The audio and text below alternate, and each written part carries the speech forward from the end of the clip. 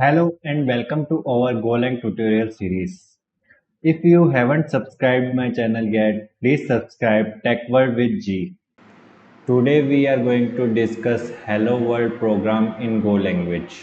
So firstly, we open our Visual Studio Code. We have to go inside directory practice 1. You can use your custom directories for your coding purpose.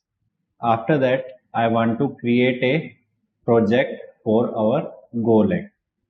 Okay, so let me create a folder using this icon, new folder, and I'm naming it as first.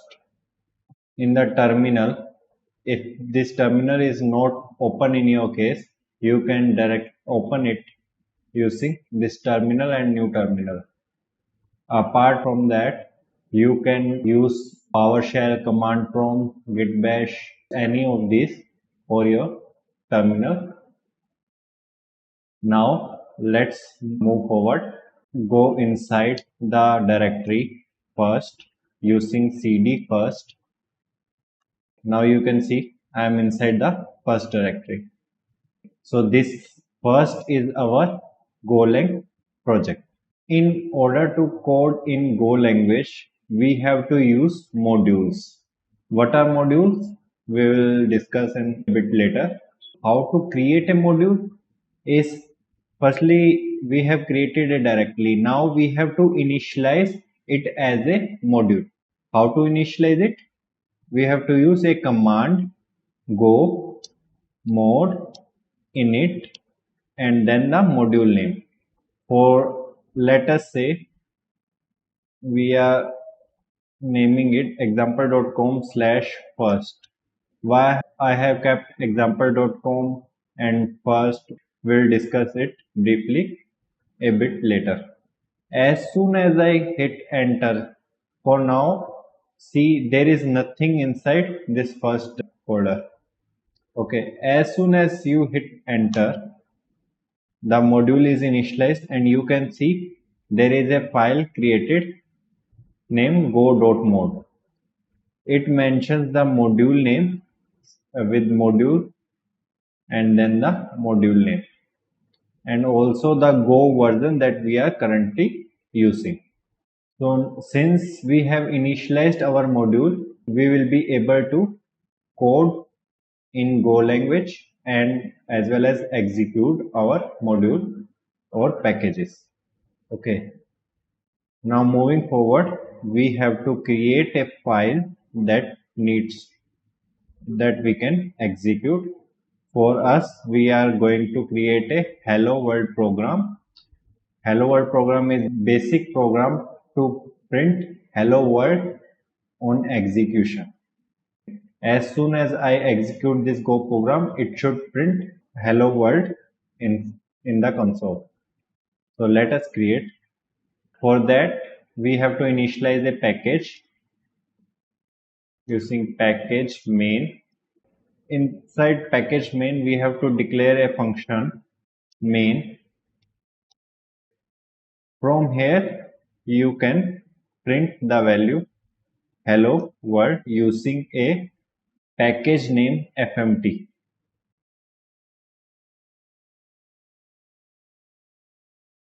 Hello world. Now coming to the explanation part. Okay, so we have created a directory named first.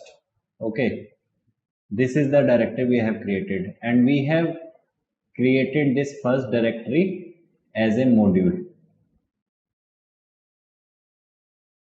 named example.com/first. So this first is our module. Inside it, there may be many subfolders, or you can say many packages.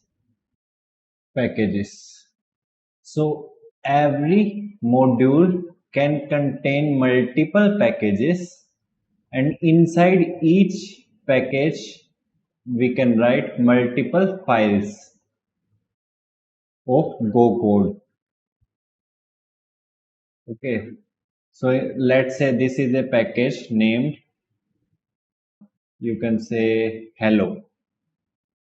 You have named your package hello.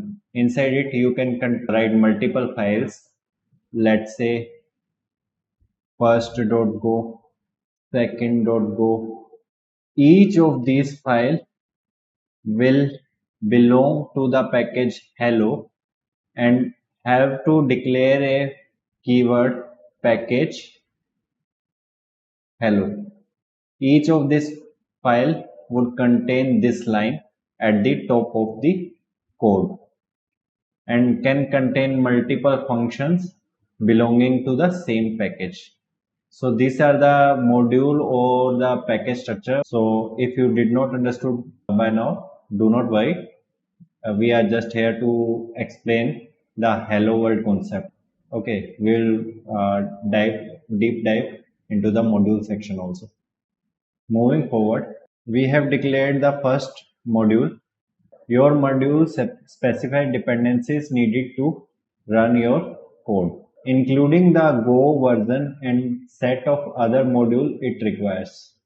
Your module specifies dependencies needed to run your code. Okay, so Go module specifies the dependencies needed to run your code. Just like FMT, if there are multiple FM packages, let's say if you want to import time also, this time is also a package. Okay, then you can use the time pack. Similarly, there can be multiple packages that you can import, and all the dependencies are managed inside the go.mod file. Okay, so your module is responsible to specify the dependencies that are going to use, including the Go version and the set of other modules it requires. It will keep track of the modules and the Go version also. So Go version is tagged over here. If the packages that need to be imported are from some different modules, that also it will keep track over here. Now coming to the explanation of our code, we have declared a main package. A package is a way to group function, and it is made up of all the files in the same directory. As I explained earlier, this is the same thing.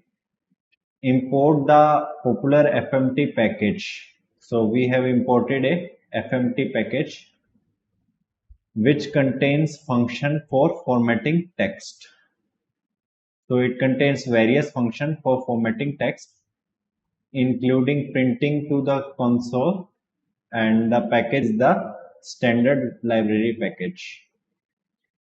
If you run a program, it will find the main function inside the main package and execute it. So inside the main package name is also important. If you define a package named main and inside it you declare a function named main, this main function would be the first to be executed whenever you run your Go program. So let us run the program. See, inside the first directory, I am running go run and mentioning the dot. So it will automatically go to the package main, and inside it, it will run the main function. And inside main function, what we have written, use the FMT package, which is a standard library kind of thing. From FMT, use a function named println, which can take any number of arguments. We have passed a string, so it will print all the argument passed inside it. A hello space world will be printed. That's it. So see, hello world. As soon as we hit enter on go run dot, hello world gets printed on the console. The main function in main package is the function that is going to be executed by default in our Go program. So we can also check the documentation of any package through the package.go.dev URL. This is the URL that we are going to use for the checking out the documentation of the various dependency that we are going to import in our Go code, as well as explore the functions inside the packages. So let us check out FMT package. As soon as I hit enter, I found the first link as FMT package, which is also a standard library. So I will going to click on FMT. This is the documentation of our FMT package with all the functions that are there with that can be executed using FMT. One of them is println that we have already seen. Yeah, this is the function that we have used, and also it has the source code, see source files. So you can also check the source files over here. Thanks for watching. Please like the video and put your queries in the comment section below. If you haven't subscribed the channel yet, please subscribe Tech World with G to follow up with the latest videos. Thank you.